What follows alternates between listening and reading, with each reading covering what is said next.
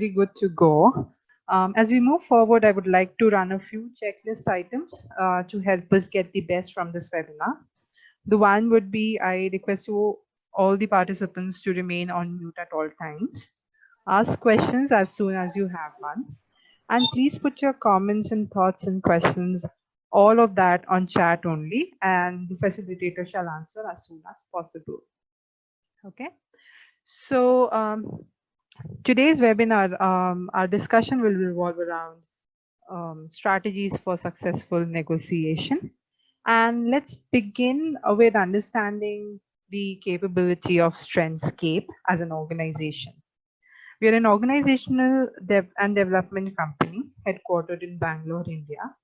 We help organizations create mechanisms for development, motivation, commitment, creativity that enables employees to give their best every day. To bring the best onto your table, we have partnered with Wiley for Everything Desk products, Central Test for psychometric assessments, Skillsoft for their off-the-shelf e-learning content, and Ingram Micro for their technical training. Our offering includes HR certifications, competency mapping, technical training, psychometric assessments, behavioral training, digital learning, OD consulting, team building, image consultancy, executive coaching, and many more. Now diving right onto today's webinar. Let's see. So yeah, that's me. My name is Shrishti, and I'll be the facilitator for the day. As a business analyst OB, I work closely with clients in designing various behavioral learning interventions like negotiation skills, design thinking, and other behavioral and business related workshops. Okay, so let's understand the agenda for this webinar today. Today we will discuss on negotiation and where to negotiate, effective negotiator, who is an effective negotiator, what is the pre-negotiation preparation that you must do, and a list of common negotiation mistakes that everyone may commit. Then who should make the first offer is a very interesting topic to look at. And of course, we'll understand what goes in our mind when we do negotiation. So that's the neuroscience of negotiation. And also conclude the topic by telling you when not to negotiate. Okay. I see some chat here. Okay. I guess the voice is pretty clear now. I'd wait for a minute to get the answers on this. You can put it on chat.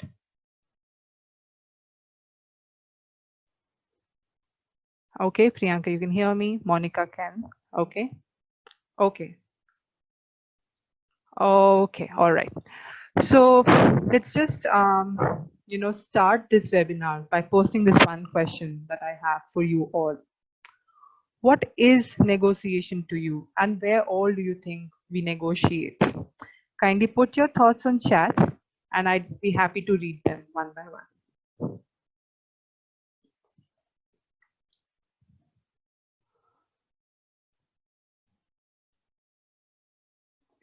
I'd repeat, if you can put your thoughts on what is negotiation and where all do you think we negotiate. So Sagar says colleagues, vendors. Negotiation is a method by which people settle differences. By Steve. That's really an interesting perspective. Shruti says prospect candidates. Krishna says mutual agreement. Okay. Negotiate with my wife always. That's an interesting one, Mekan. Kashmira says persuading other on your point of view. That's right. Shruti Oka says to convince the opposite party on what you think the best for the respective situation. Well, that's interesting. We'll have a little more in detail discussion on that. Raymond say all the time. Well, that's right. What else? We got negotiation is a process by getting what you want with mutual understanding, according to Rahul. Negotiation is what either side wins. Okay, that's right.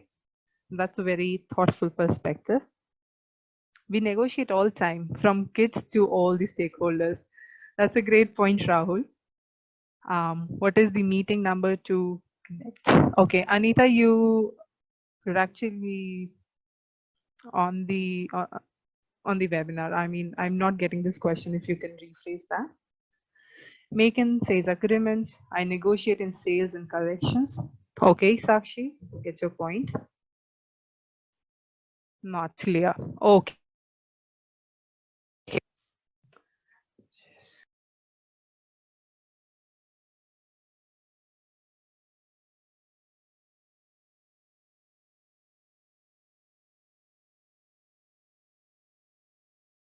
I'm so sorry. I just want to check. Is this okay?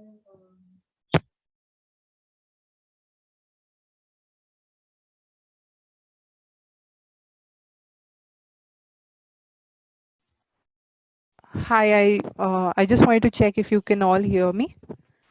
We were actually doing a change in mic, so excuses for that.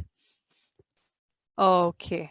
Okay. Shruti says it's an art which is inherent from our mothers. Ooh, that's a really interesting one, Shruti. Okay.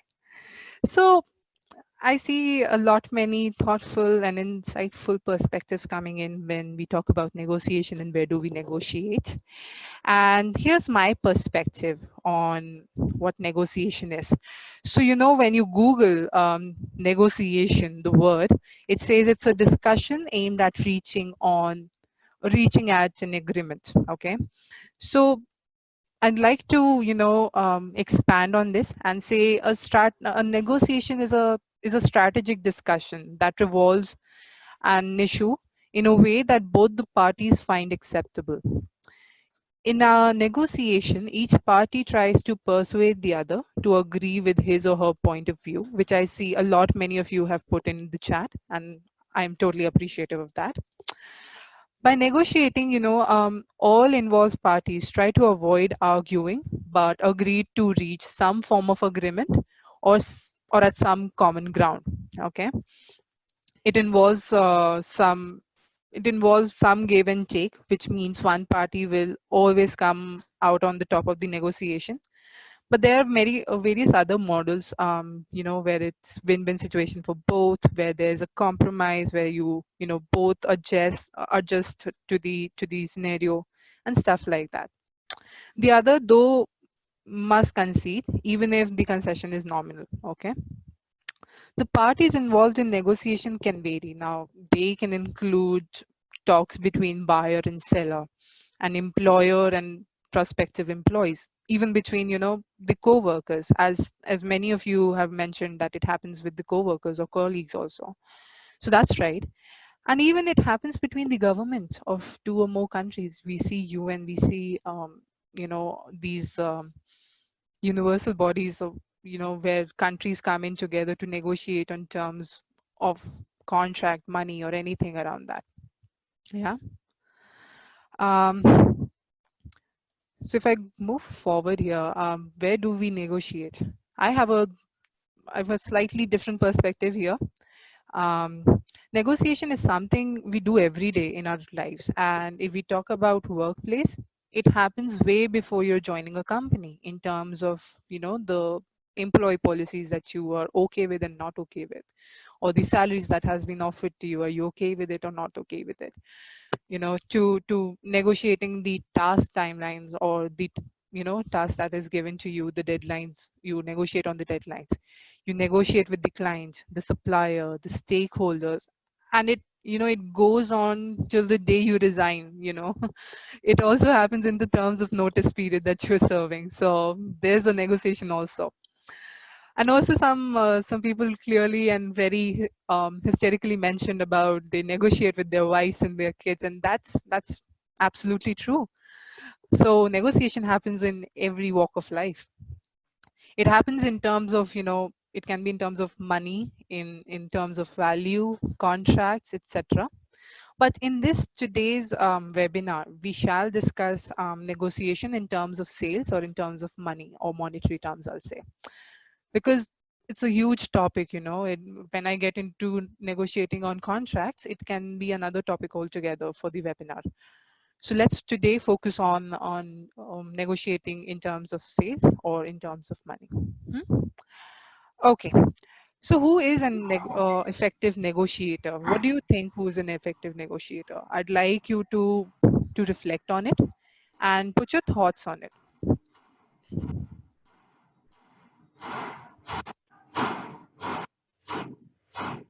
I see someone is off mute. I'd request them on mute. I'd request them to be off mute, please. Okay. Any perspective of who is an effective negotiator? Okay. Who gets into a win-win situation? Someone who has innate ability to get their views across, has a clarity on what is the end goal to be achieved. Okay, not yet audible. Goaish, would you like to log out and then log into this meeting? I guess others are pretty much can hear me. Okay, Sudeep has who thinks win-win. Okay, okay. All right, that's a good perspective coming in. And okay, there are more. Audio is fine. Okay.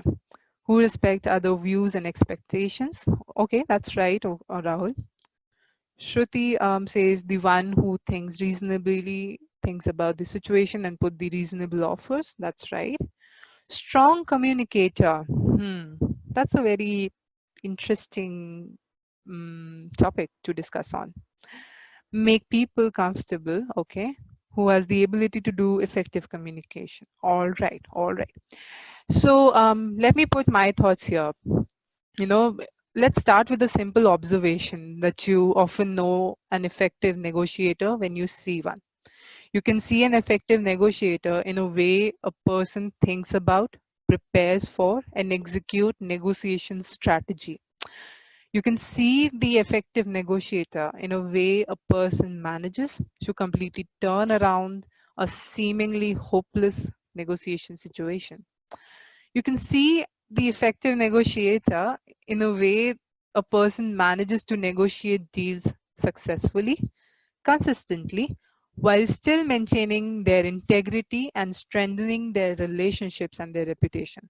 This is something to be focused on. I mean, while you're negotiating, you cannot stake your relationships there, right? And an effective negotiator is very considerate and concerned about, strengthening the relationship and maintaining their reputation. So as we hope to persuade you, people are barely born an effective negotiator. Rather, what appears to be an effective negotiator actually reflects a careful preparation, an understanding of the conceptual framework of negotiation, insight into how one can avoid the errors and biases that plague even the experienced negotiator, and the ability to structure and execute negotiations strategically and systematically. So I have a question and an interesting case to discuss here with you all. And I'd like to, you go through this and I'd just let you know what the case is all about. So it was 1912 and from former President Roosevelt was campaigning for a third term. Okay. The campaign was tough. Every day seemed to present new challenges. But here was a challenge that no one had anticipated. I am so sorry.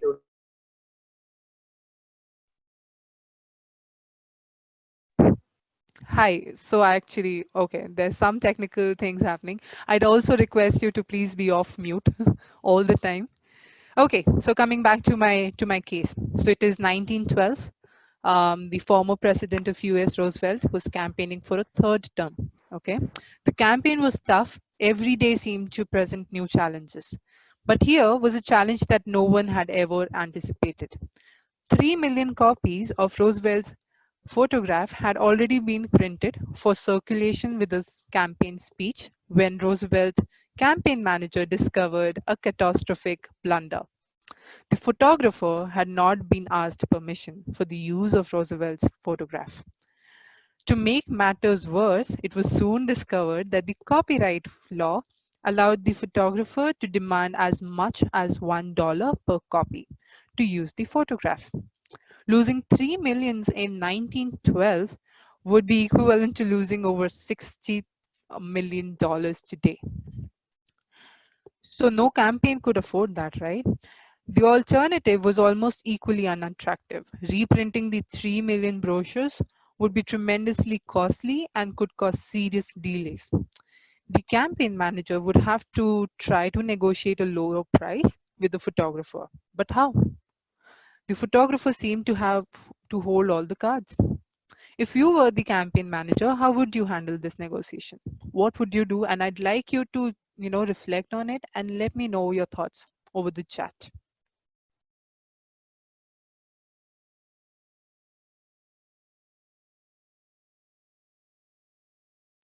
It is a tricky situation that we are here. You're the campaign manager. 3 million copies has already been printed, but the permission has not been taken. If you go and negotiate with them, it can take like 3 millions, which is equivalent to $60 million today. What would you do if you were to negotiate with the photographer?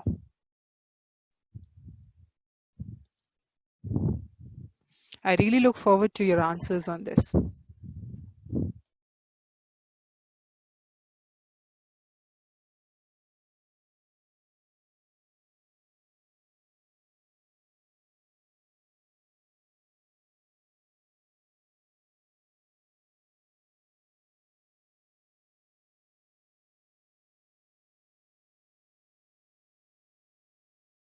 Okay, Rahul says, talk to the photographer, apologize. Reddy says, negotiate.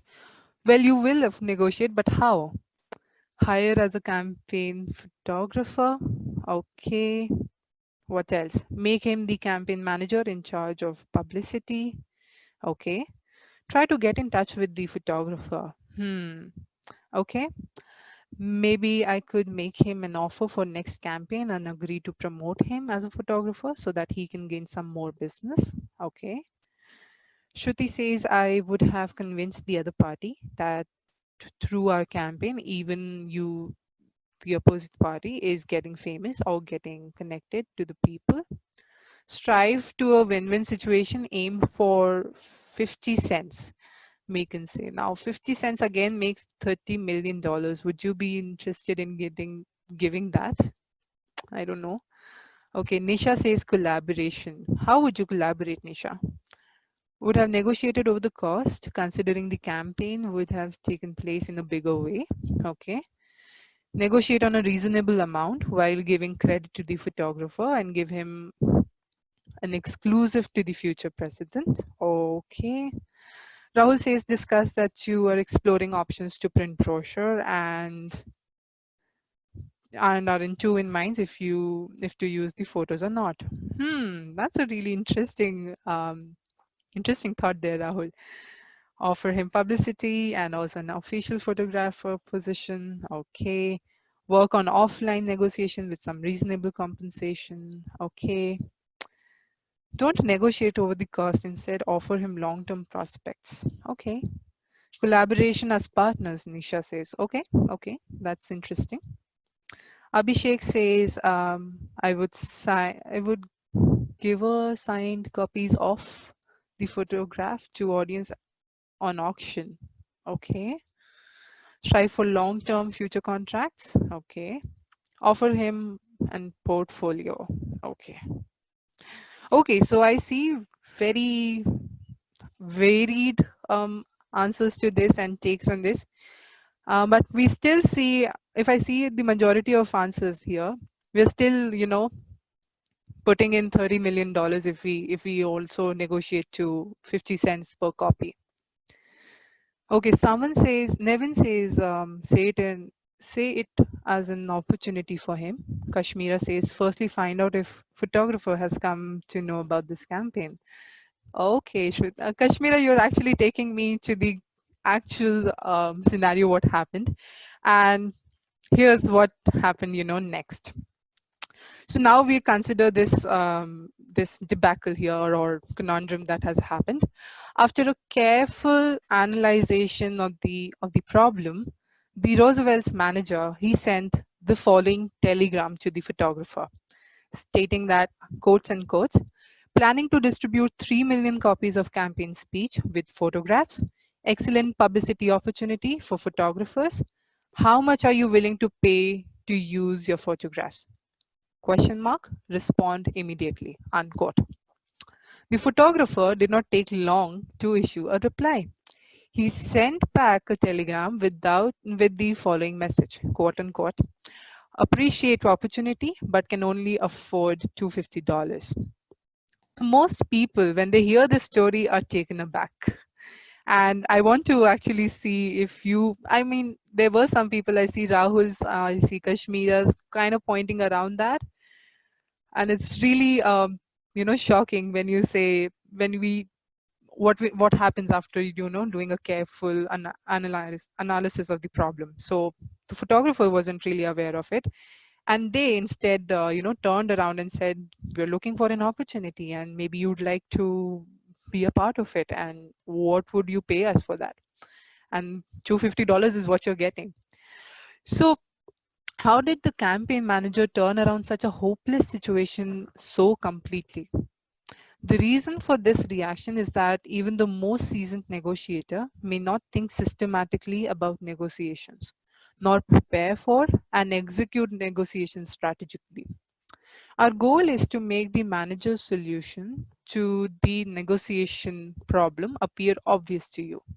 By understanding and applying the principles and strategies of value claiming covered here, you too will be able to handle the difficult, negotiations with the kind of um, genius brain that Roosevelt campaign manager, did. Okay. So I hope it was an interesting case to think upon and to come up with the answers. Here's another question for you. Okay. Um, so what, according to you, is most important in negotiation? And I'd like you to again think and put your thoughts. Okay, Shruti says being ethical, reading client's mind, communication skills, okay, end results, satisfaction of both parties, skills, reading body language, knowledge of scenario. Please repeat the question. The question is, what is most important in negotiation according to you? Priyanka says understanding the problem, being a good listener. Kashmira says, Rajneesh says, know your client first. Is it the client only, or should we say the second party, the ones we are going to talk to? Shruti says empathy. Mike says the audience, the prospect and the end game, understanding other man's mind. Okay, strategy, deep study of the situation. Shruti, okay. Long-term output, have a case study properly done. Okay, case study to be properly done. Okay. To be firm is important in negotiations. Okay. According to the client requirement, we have to negotiate. Okay. I mean, I'm just seeing why is a have-have situation. And that's, this is according to a client requirement, we have to negotiate. This have is actually something that we'll discuss later in this webinar. Do you really need to negotiate? Okay. So knowing what is your bottom line, come to a mutually agreeable solution, end result. Okay. Knowledge of the product and process, understanding the demand of the other party, and accordingly customize and then negotiate. All right. Assertiveness and decision-making skills, win-win situation, expectations. Okay. Most important is what other person wants to hear. Okay.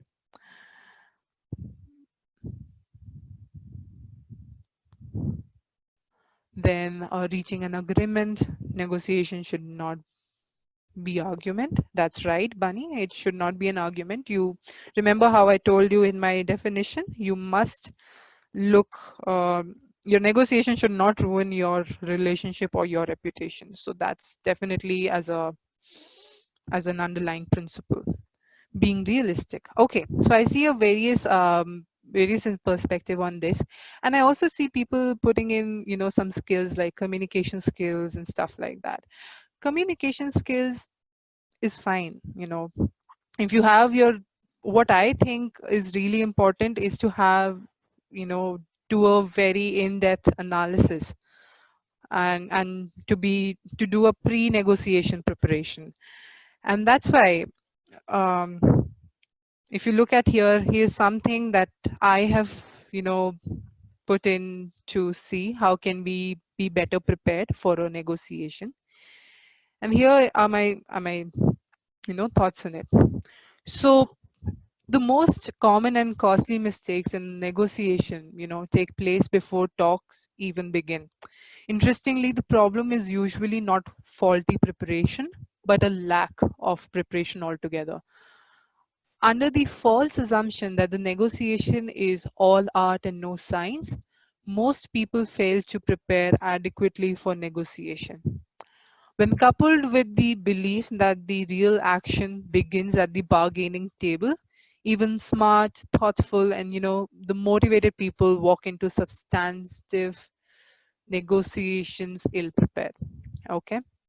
Thus, it is critical that you should adopt a thorough methodology to help to prepare to negotiate. And here's the 5 steps that I would like to highlight here. Number one is assess your partner. The first step in any negotiation is to ask yourself, what will I do if the current negotiation ends in no deal? In other words, you need to assess your partner, or the best alternative to negotiated agreement. The course of action you will pursue if and when the current negotiation ends in an impasse.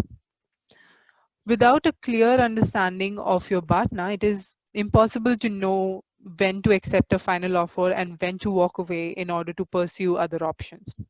Your partner assessment requires the following steps, I'll say. Number one is identify all the plausible alternative options you might pursue if you're unable to reach an agreement with the other party. Second, estimate the value associated with each alternative.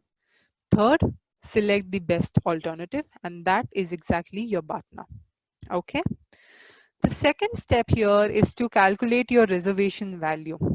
An analysis of your partner is critical because it allows you to calculate your reservation value or your walkaway point in a current negotiation.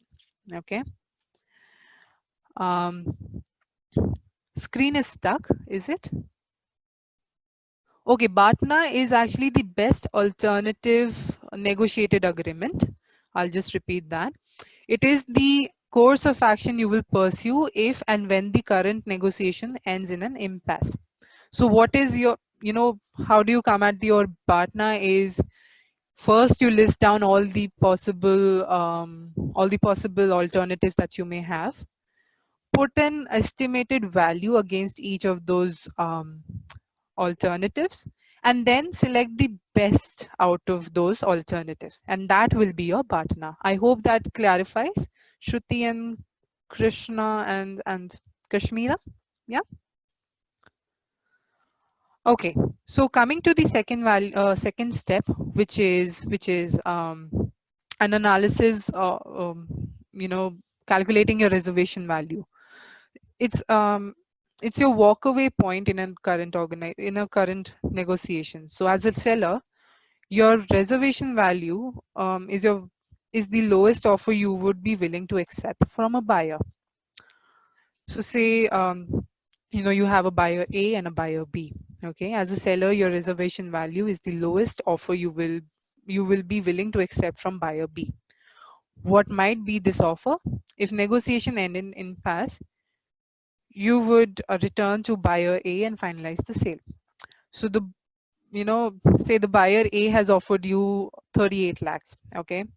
Is 38 lakhs your reservation value? Not quite, because you could negotiate this price further with buyer A.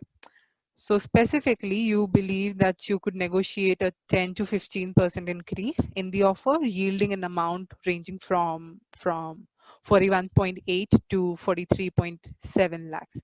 And this range will actually be your reservation value. You should fall in this range. Okay. The step 3 is to assess the other party's partner. Now that you have assessed yours and you have calculated your reservation value, you know the lowest offer you would be willing to accept. Of course, you do not want to settle for a lower sale price. So you will need to figure out how high a price you might be able to negotiate. In other words, you have to figure out the other party's reservation value.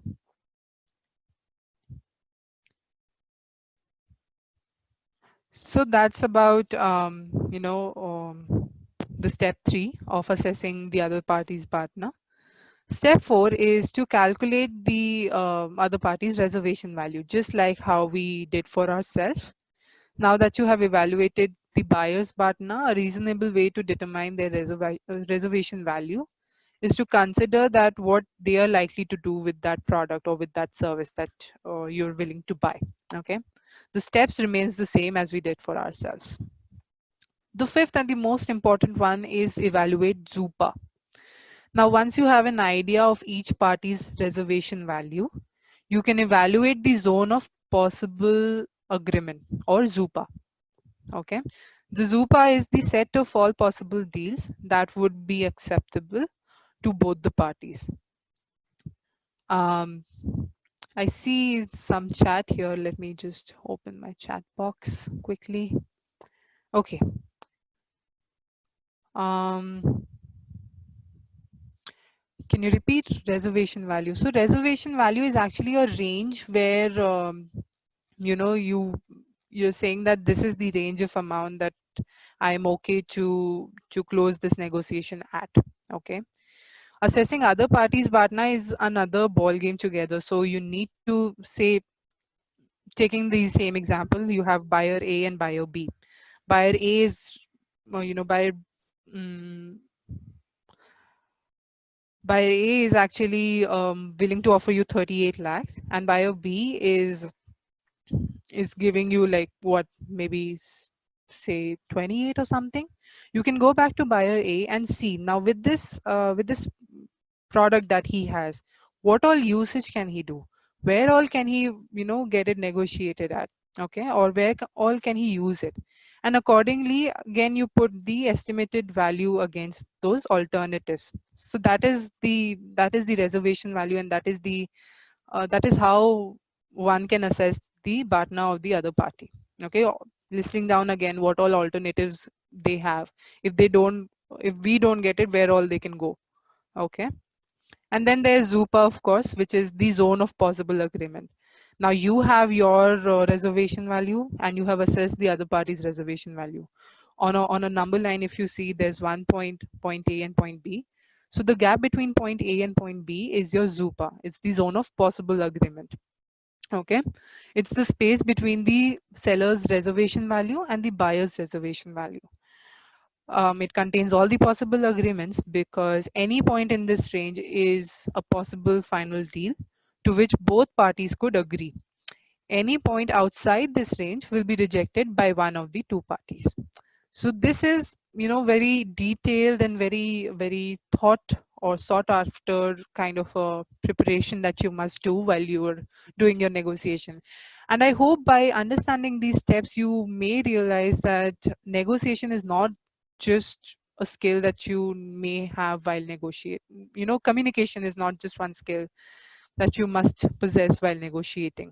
It is your analysis that will, help you in cracking a deal or winning a deal.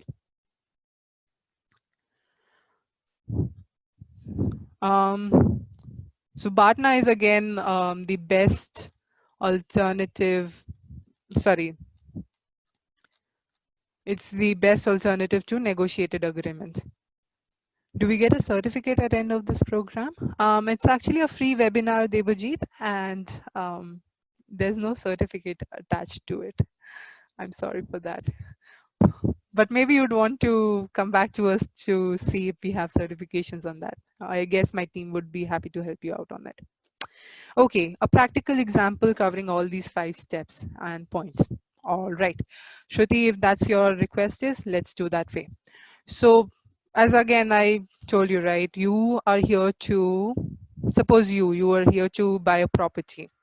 you have a, or actually, let's take another one. Oh, how should we put this? Wait. Let's say you're a seller of the property, okay, and you have two buyers for it. Buyer A has been very ethical in telling you that, see, I can only pay you 38 lakhs, okay, and I cannot go beyond that. But he also is aware, or he or she is also is aware that he's also known for his fairness, or to be fair in this negotiation, okay. Then there comes a buyer B who is new in the town, and you don't know anything about them, but they're saying that they'll be willing to pay you more for this. You go to buyer B, and you assess. Now you start assessing your partner. Say you have this one property. If I sell it to buyer A, the least that I can expect is 38, but I know that they're willing to negotiate. So maybe I'll say I'll take a 10 to 15% hike on that, which will come to 41 to 43 lakhs. Okay. Buyer B, you don't know anything about it. You can try your luck. You can go there, talk to them out, and tell them that maybe you'd want to sell your property in, say, 65 lakhs or something like that. Okay. What if they don't agree? What if the buyer B don't agree? You can always go back to buyer A, because you can close it in 38, the least, but the best I see is somewhere around 41 to 43. That's your partner. Okay. Your reservation value is again that the values that I've put in: 38, 41 to 43 is your range of your reservation value for this partner. Now you do the partner for the other party, buyer A and buyer B. Buyer A, you have known them, and maybe they're looking at your property because they have some emotional connect to it, or maybe in the neighborhood they see their families closer by or something like that. Buyer B is someone very new and is a kind of a hippie, maybe would go around and do stuff that is not very appreciated in your neighborhood. So you evaluate that. Okay. Saying that, understanding the other party's partner, you put in the reservation value for buyer A and buyer B accordingly. So buyer A, we know it's 38. Maybe for buyer B, it's 60, 55 or something. Now that you have the reservation value for both, you know that anywhere between 41 to 55 is a Zupa between you two, the buyer and the seller. Okay. And if we close it at 45, both of them are happy. If we close it at 42, again, both the parties are happy. So that's your evaluation of Zupa, and that's how you can um, understand all these 5 steps with this example. I hope it helps.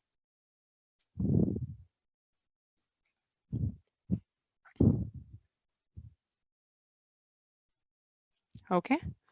I see no chats. No worries. So let's move on to this webinar. We have a lot to cover, a lot to discuss, and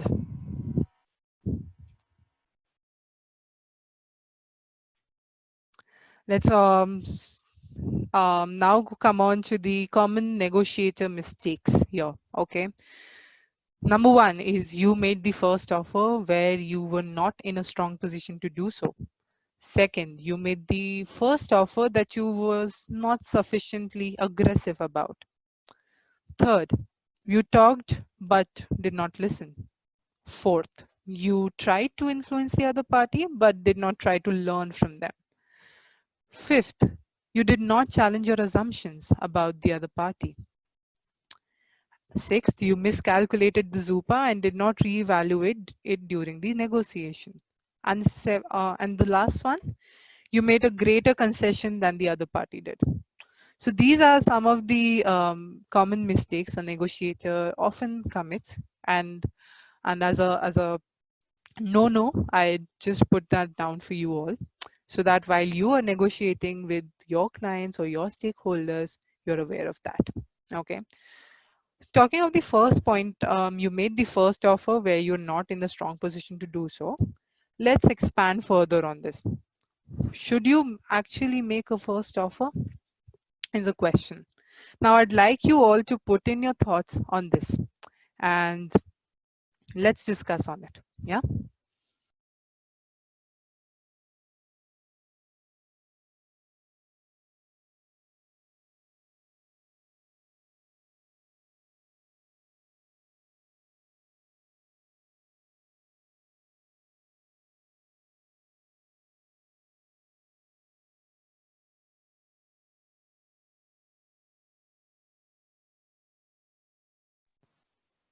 Okay, let me see. So never make the first offer. You lock yourself if you make the first offer. Okay. If well prepared, you can put in the first offer. Okay. Shruti says, yes, I am well aware of my position. It's best if we can avoid it.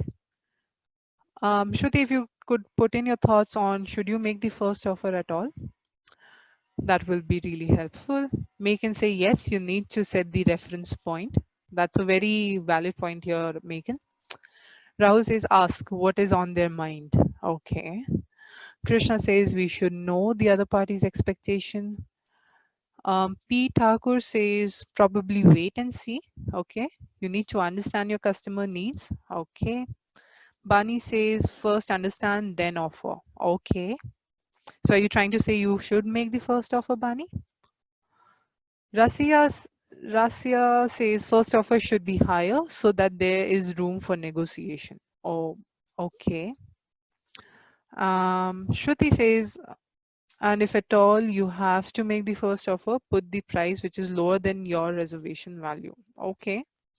Sunita says research and quote the price. All right. Kashmira says yes, but at a highest reservation point. Okay. Bani say no, first understand the expectation of sellers. Okay, sure, understood. What else? Audio not working. Aswin, I I hope I'm audible, right? Maybe you would want to log out and log in back to fix this. Okay, so very interesting thoughts here, and I'd like to put in, my perspective to should you make the first offer at all. When we pose these questions to executives in our trainings and classes, most insist that you should never make the first offer. Instead, they say let the other party make the first offer. This provides a valuable information and tells you where they're coming from. But there are also many executives who believe you should always make the first offer. By doing so, they argue you take the control of the dialogue and negotiate on your terms. The right answer, hardly surprising to those who know a trick question when they see one, is it depends.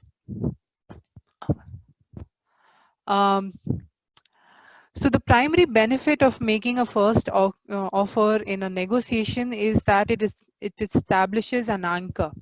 An anchor is a number that focuses the other negotiator's attention and expectations, especially when the other party is uncertain about the correct, fair, or appropriate outcome. They're likely to gravitate towards any number that helps them focus and resolve their uncertainty. As it turns out, first offer tends to serve this purpose well. They anchor the negotiation and strongly influence the outcome. Given the powerful effects of anchoring, it becomes clear that there may be an advantage to making an aggressive first offer in a negotiation. Why then is it sometimes better to let the other party make the first move? We made prematurely a first offer can be extremely costly. If you believe you have a sufficient information about the other side's reservation value, it pays to make a reasonable opening offer that anchors this discussion in your favor. If you suspect that you may not have enough information about Zupa, you'd be wise to defer an opening offer until you have collected more information. Okay. So you understand what kind of, activities that happens in brain while you're negotiating. It's not just about what you're speaking there. It's about how you're planning, how you're analyzing the problem, and how are you, understanding others' perspective and calculating their reservation value. And it's not at all amusing if when I say it's not just an art, it's also science, because the kind of calculations you have to make. So let's see what happens in our mind while we are negotiating. One of the reasons why negotiation is perceived as difficult is because there is a lot of activities and biases that happens in our brain which makes negotiation difficult. Okay, So biases of the heart and mind affect even the best and the brightest. You may have superb people skills and great instincts for when to push and when to hold back, but your intuition will not protect you from the kind of systematic and predictable errors we have been seeing. Neither will your extensive experience. Um, so it's neither your intuition nor your experience. While experience can be valuable, no denial on that. Experience without a clear understanding of potential negotiation pitfalls can be dangerous. The problem is that people who are extraordinarily successful or lucky tends to conclude from their experience that they are invulnerable. This belief leads them to insufficiently monitor or correct their own behavior and overgeneralize their experiences from one context to another.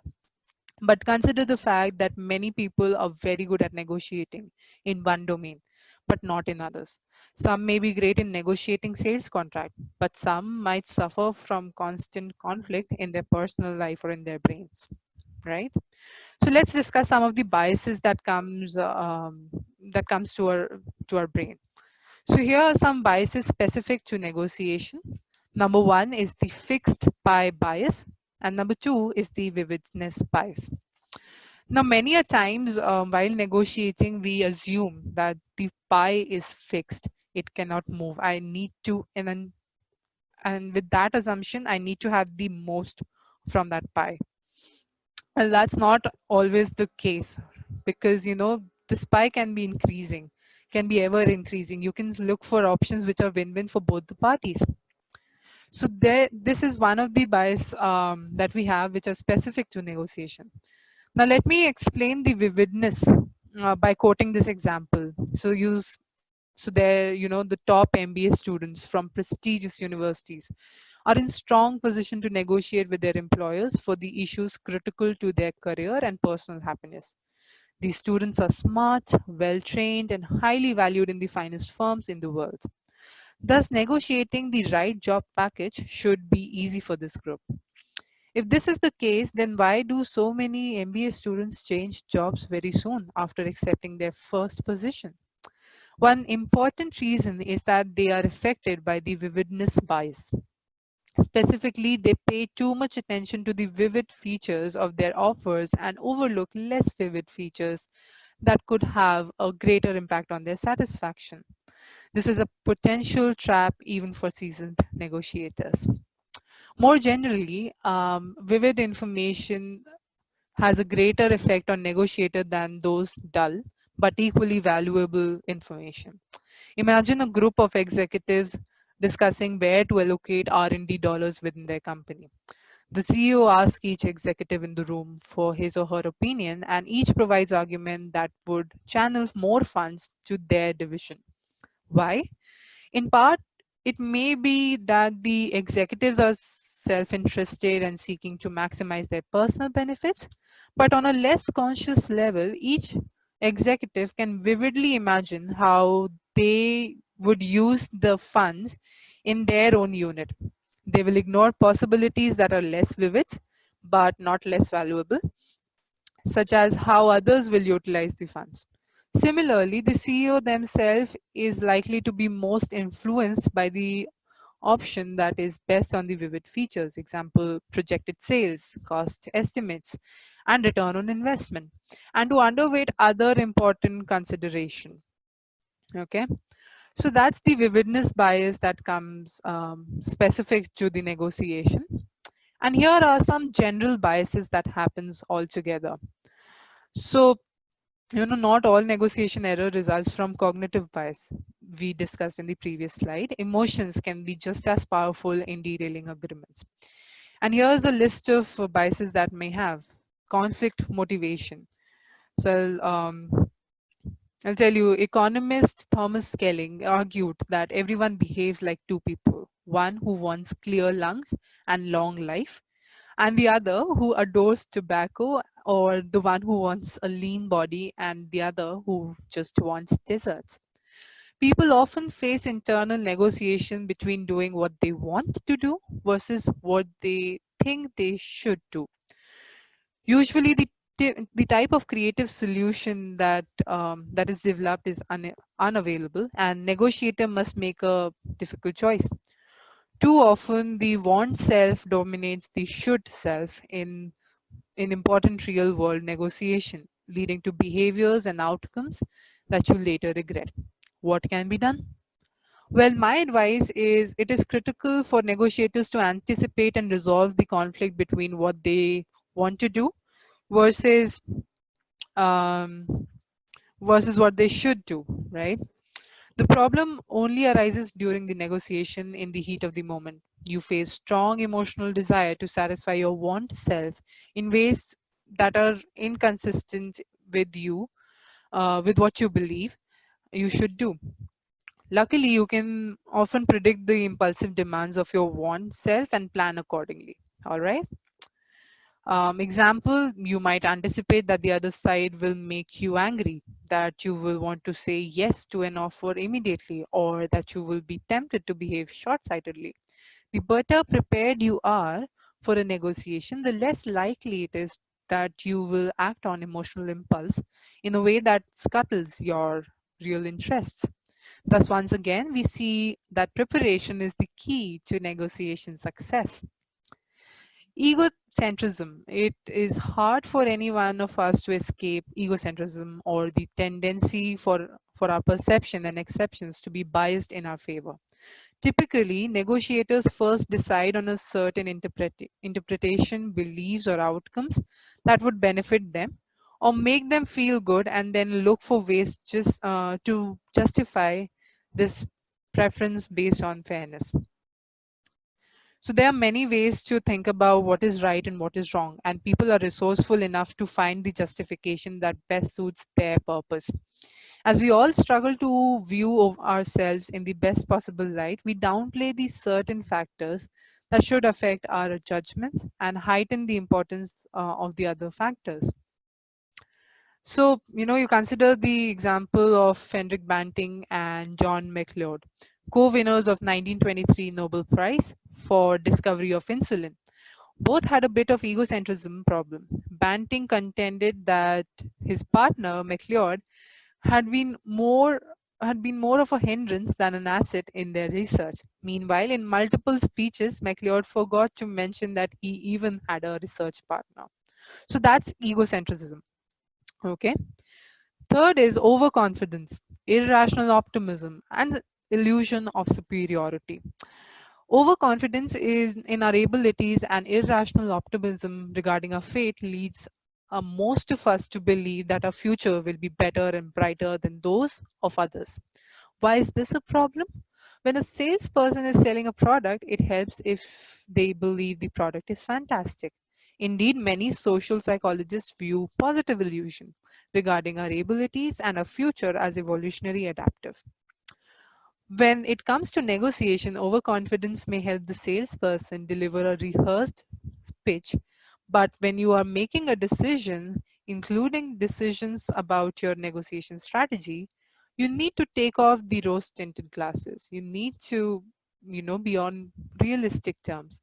Unrealistic optimism can lead you to turn down the best job offer that you're likely to receive, reject an offer on your house when you know better offer is forthcoming, and to hold out for a contract terms that your counterpart is unlikely to accept. Optimistic negotiator are also likely to enter negotiation with only one strategy for reaching the agreement. They assume that their negotiation plan will work, and they devote all their energy to developing and executing just one strategy. A realistic negotiator realizes an initial strategy that may not work and is ready with a contingency plan. So why then are positive illusions useful for salesperson is something very common that might come to your brain. Because unlike negotiators, they're not making decisions so much so as they are implementing decisions that have already been made. Overconfidence and irrational optimism may provide them with the motivation and inspiration they need to improve their performance. But such illusions are extremely costly for negotiator who must make decisions constantly before, during, and after the negotiation. Illusion of superiority, interestingly, not only affects our self-judgment, but also judgments regarding the groups which we belong to. The tendency to degenerate our opponents and advisories quite can be quite detrimental to negotiation success. If you view your opponents as uncooperative, unfair, and untrustworthy, you're less likely to share information with them, hence less likely to create value. In addition, negotiators who think they are smarter, better prepared, or even honest, um, than others often devalue or ignore the ideas and proposals for their counterparts. Doing so decrease their likelihood of reaching efficient agreements and increase the likelihood of conflict. Then there's self-serving attribution and regret aversion. Self-serving attribution is more like, in-group and out-group. For example, when two firms meet to negotiate the terms of a deal, both sides will inevitably need to make concessions. When our firm, the in group, makes a concession, it is because we are being generous or because we are smart enough to understand the need for log rolling. When the other side or the outer group makes a concession, it is because they have seen the wisdom of our agreement or because they have no other choice. This is problematic because when we attribute contribution of others to the constraints of the situation rather than their goodwill or integrity, it becomes difficult to build trust. To build trust, negotiators need to see the cooperative actions of others as behaviors that they have chosen, not behaviors that they were unable to avoid. And in the absence of trust, negotiators become reluctant to make concessions, share information, or take the risk. Regret aversion. There was an interesting thoughts on that. So, experiment actually. They were analyzing the happiness level of an Olympic athlete who won a silver medal and who won a bronze medal. And as a finding, they found out the one who won the bronze medal was way happier than the one who won the silver medal. This is because the bronze medal had given up that they won't be able to get the bronze. They'll lose probably, but they got a bronze. Silver medal holder thought that he can come first, he can get the gold medal, but instead started regretting that, oh, I couldn't achieve that and I'm a silver medal holder. So once again, we see, these are the biases that really affects our negotiation, and this is something that we should be mindful of and should avoid it.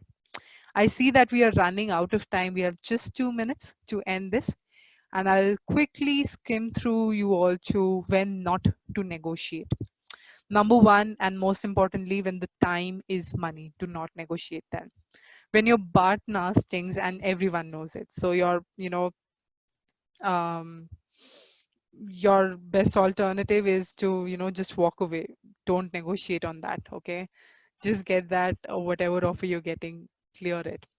When the negotiation sends the wrong signal, that's another place where you should not negotiate, okay?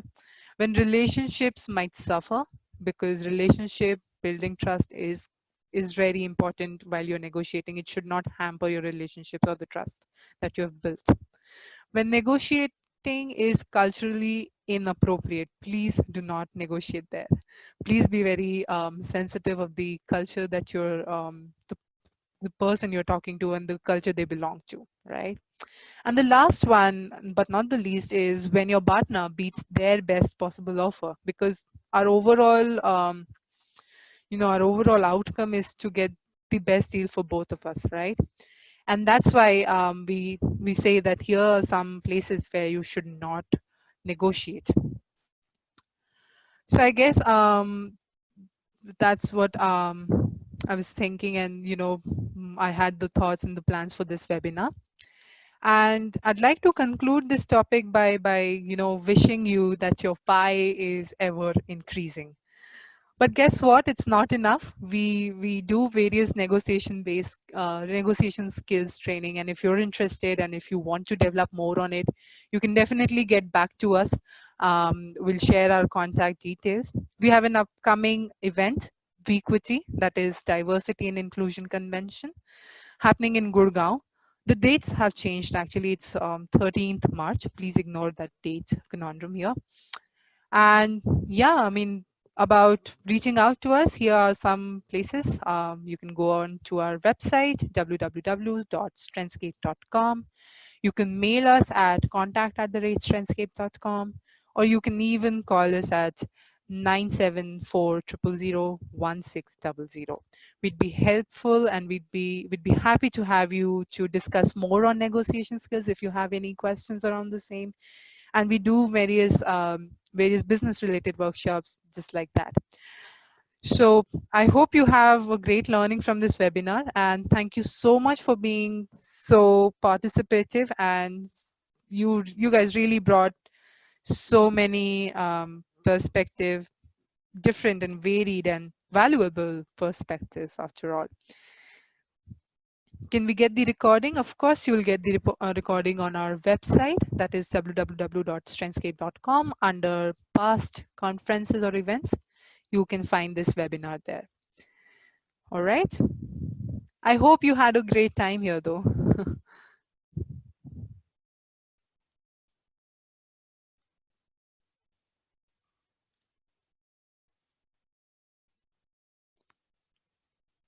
Shruti, do you have these on slides and presentation? Voice can break at times. Yes, we will upload it on our website. I hope you all had a good time learning. Thank you all. Thanks, Macon. Thanks for the comment. Thanks. It was indeed time worth spent.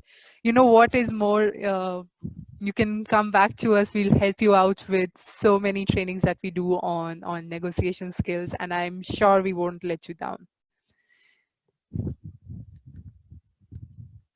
Nagrajan, that's a really interesting thought there. It's not wrong we take it negotiation for winning. It should be balanced ethically. That's right. That's definitely our point is.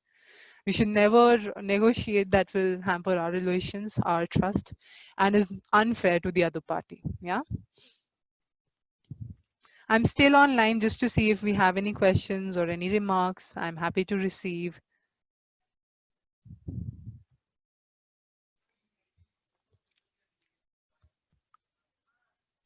Macon, you need a tip on currently negotiating for a new vehicle? Please get in touch with us. We'd be happy to help you out. You know the number, right? It's on the screen.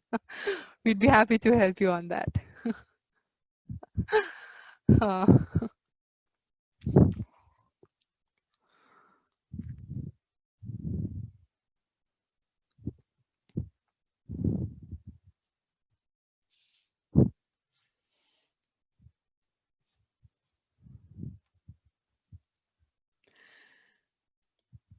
okay, bye everyone. Could we have also something in the future on spin? Sure, Sanjeev, we will work on the spin and would get back to you with another webinar, which will surely have your interest. Thank you, Steve. Thank you, Rahul. Thank you, everyone. Have a good day and a great week. And come back to us for more webinars and anything that you'd want to resolve. Okay, thanks. Bye, everyone.